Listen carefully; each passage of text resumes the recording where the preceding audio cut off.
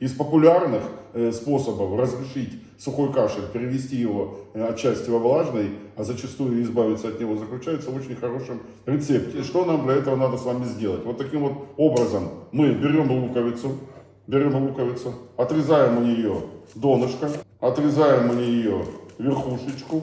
Вот таким вот образом делаем чашечку. Вот у нас получилась такая чашечка. Вот таким вот образом перфорируем донышко, ставим вот сюда, выливаем сюда мед.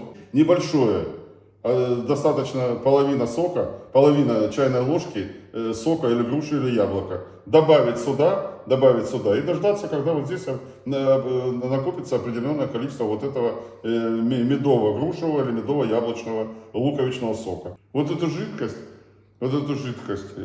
по 10-15 мл 2-3 раза в день запивая теплой водичкой.